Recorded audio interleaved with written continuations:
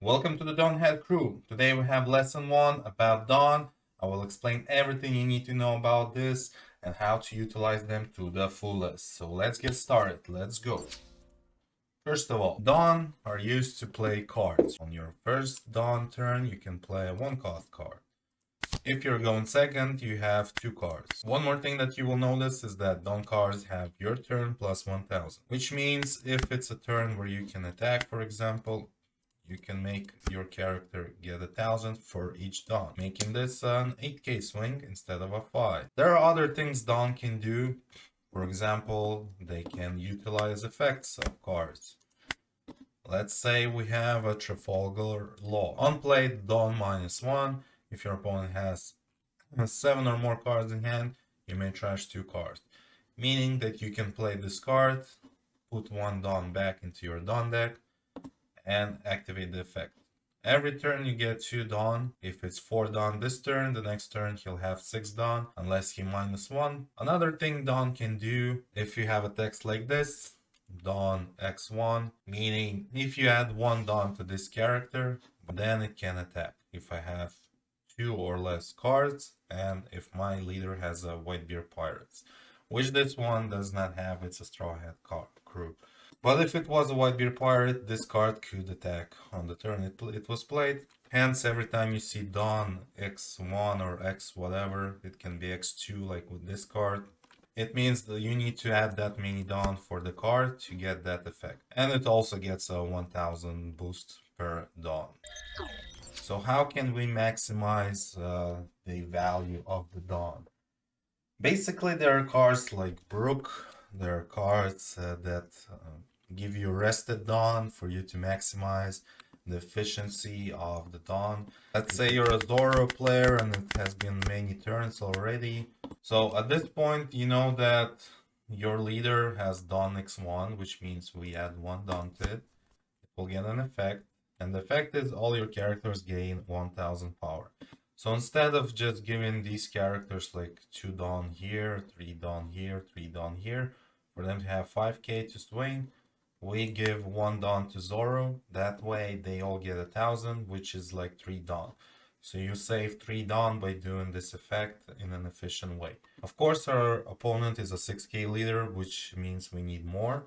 As you can see, if we would have just given these characters the Dawn that I put them right now, which would be 5, 5, and 5, without this efficient way of using Zoro and giving him 1 Dawn, all of these would be 5Ks. But now all of them are 6Ks, meaning they all can attack a 6K leader by placing the Dawn in the correct order. So you should always think ahead on how to plan your Dawn, if you need to make a play, if you need to place a body on the field, if you want to go aggressive, if you want to keep 1 Dawn open for your counter cards. My opponent, for example, has a bunch of open Dawn, so he can use counter cards to defend himself by using an event card. That way he can survive. So you need to plan your Dawn in advance for you to know how you're gonna do things. So Dawn management is very important for you to maximize your efficiency and be able to do the best plays that you can do. Which brings me to Dawn sequencing. So Dawn sequencing is the way, as you saw just now, I put all my Dawn at the same time, which is very predictable, and my opponent can see what I'm gonna do, meaning they can outplay me easily. So I usually don't want to do that. I want to be smart about how I place my Dawn, because I don't want them to counter me out. I don't want them to know what I'm gonna do. Maybe I'm gonna play a blocker or etc. So for me to give you an example, let me show you this. The same turn I just did before, I'm gonna do it in a smart way. So first of all, we give 1 Dawn to Zoro because regardlessly, it's more efficient. That's just how the leader works. So at this point, instead of just placing all the Dawn as I did before, what I'm gonna do is I'm gonna give 2 Dawn here and swing with this first.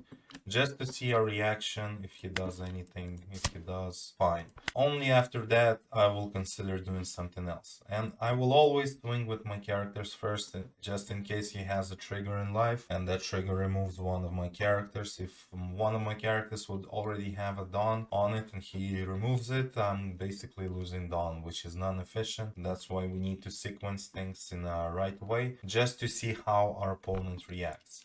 Because sometimes if I'm gonna go an equal amount, like in this case 6 to 6, and if I see my opponent counters out with not 1k as he did before, but with a 2k, I will know that most likely I should be swinging 6 to 6 to maximize those 2ks that he's gonna discard. In that case, I would rather sequence it like this, because if I would be going 7, because I could go 7 here, and he played a 2k for my 6k, this would be a bad move, because I'd rather keep that one down for a counter card, for example, to defend. Because if I went 6k and I saw him use a 2k counter, which is worse than just discarding a 1k, basically it's a tell for me in regards of what I need to do and how I need to attack. Because if I attack 6 into 6 and he does a 2k, it means that I should keep on attacking with 6ks for him to just waste his 2k counters. Because if I swing 7 into 8, he's gonna do an 8k boost with a 2k counter anyways. So I'm basically losing one Dawn just by doing that, which is not efficient. I would rather keep that Dawn for a counter, like a guard point, let's say. And most of the time you're gonna want to attack like 6 from the lowest to the highest, usually. Because, as an example, based on what amount of Dawn they have and how they play, you can guess what they're gonna do. As an example, let's take a look at Katakuri. Katakuri is very predictable based on how many Dawn they have, and you can basically guess what they're gonna do. So let's say the Katakuri player is going first. In this case, we know that he's gonna go Perospero, maybe Shirahoshi, and maybe a Linlin. And usually they're gonna play on their curve, going Perospero, and then maybe Shirahoshi. Most likely it should be a better card, it should be a cracker, and put in one Dawn underneath their leader. But basically, as time goes on, you will find yourself in a situation where they have 10 Dawn, and you can basically guess what they're gonna do based on how they place Dawn. Like, if we know that he places a Dawn on his leader, we know that he's not gonna play a 10 cost, because usually based on how the Katakuri swings, we know what they're gonna do. Just gonna give you a simulation to understand what I'm talking about. Let's say it's a Katakuri versus a Doffy player, right? So at this point, we basically are the Katakuri player who is bad, and we're just playing into the things that Doffy has. And at this point, we know a 10 cost might come next turn, and we have 3 rested characters, which is very bad for us. So in this case, you shouldn't have went too deep, maybe play the Shirahoshi, just chill.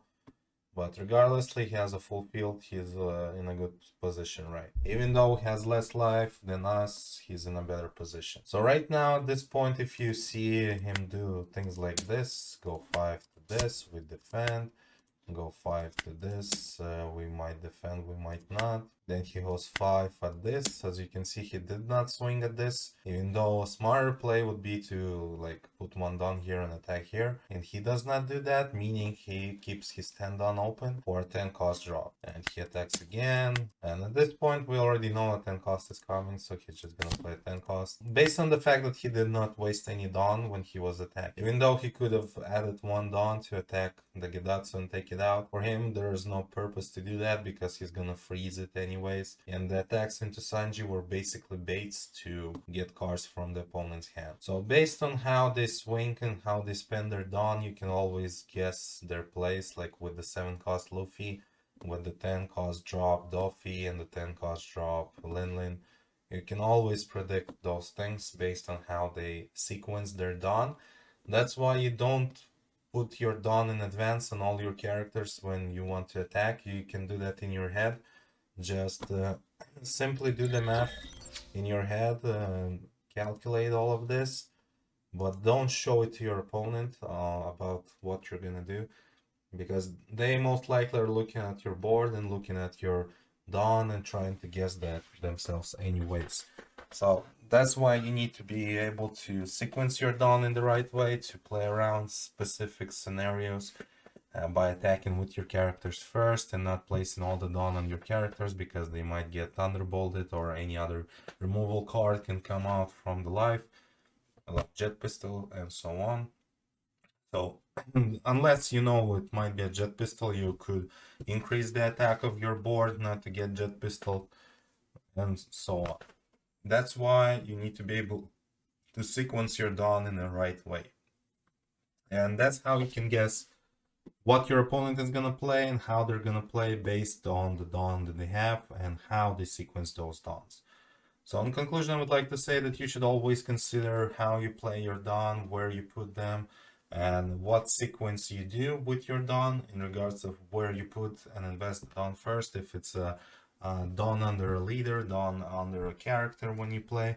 And don't forget to, if you want to play something on the field, always do it last. That's the last action you do after all the attacks, not to get triggered on the life or anything else.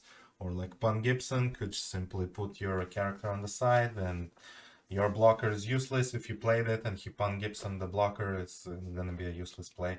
So first things first is to sequence, know what you're gonna do based on the dawn you have on the field, and be able to defend based on how they play their dawn and where they put the dawn. And always play a character last and always attack with your characters first. That way you're gonna be maximizing your dawn efficiency. Consider subscribing. This is the first lesson. We'll have more lessons coming up. There's going to be a playlist somewhere here, so check out the other lessons.